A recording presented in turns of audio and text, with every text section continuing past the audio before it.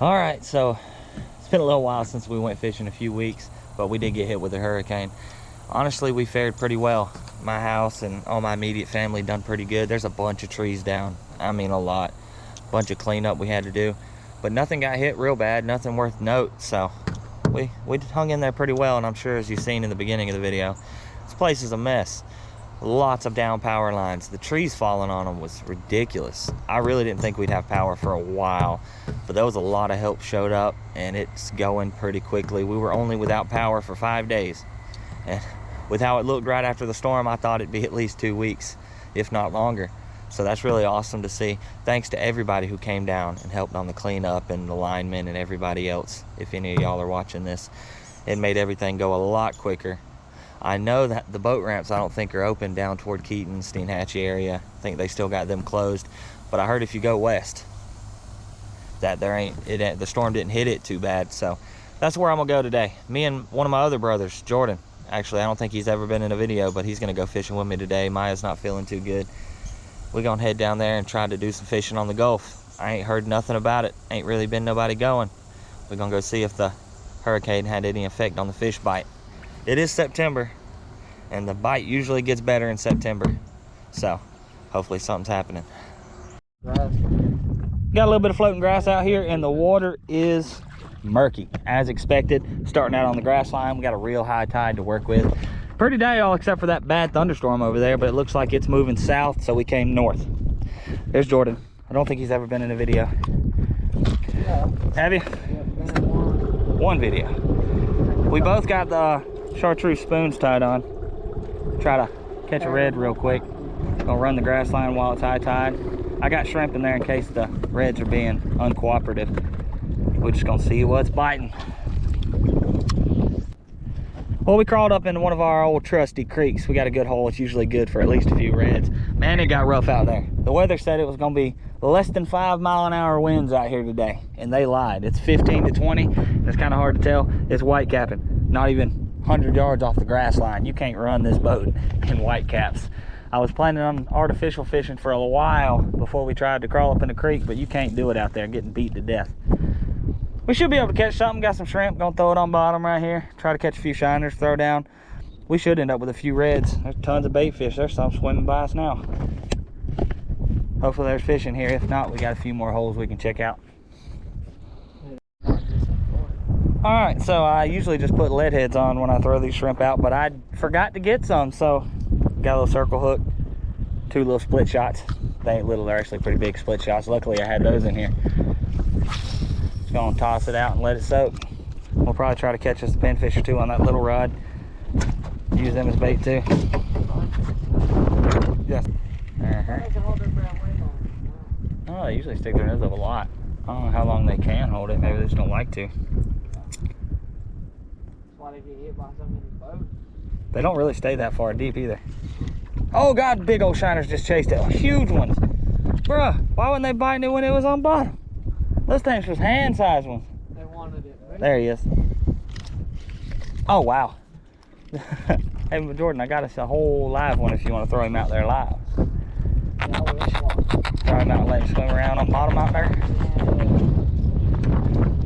It's an old purdy one. That's an old grunt. There was 2 giant hand-sized shiners chasing it, and I caught the baby grunt. It's great. Those are good shiners too, man. Could have got about 4 pieces off of them.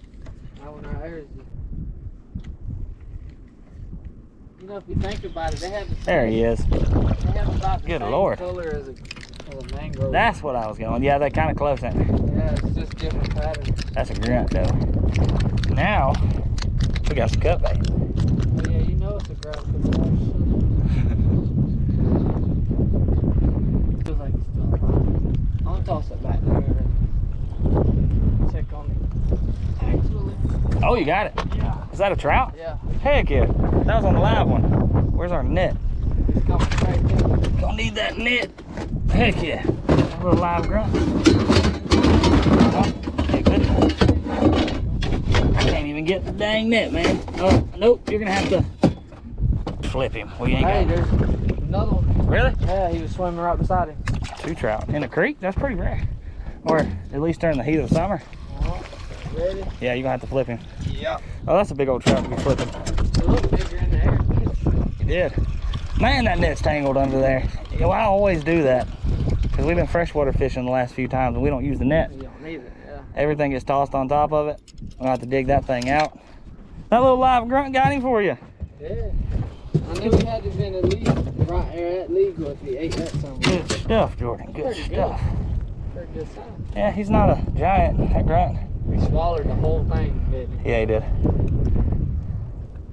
16. Yep. 16-inch trout. Heck yeah. Heck yeah. Live bait got him. First one in the day. All right, the fishing's been pretty garbage so far. They ain't in the holes in the creeks, and we even fished this oyster bar right here.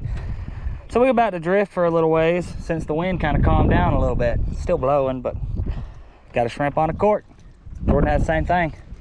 Gonna stick out here a little bit more in the flats. Probably not even more than 100 yards off the grass line. Try to fish it a little bit.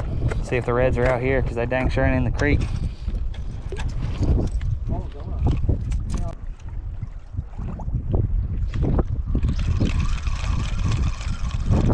Oh, there he is. Oh, it's a good trout.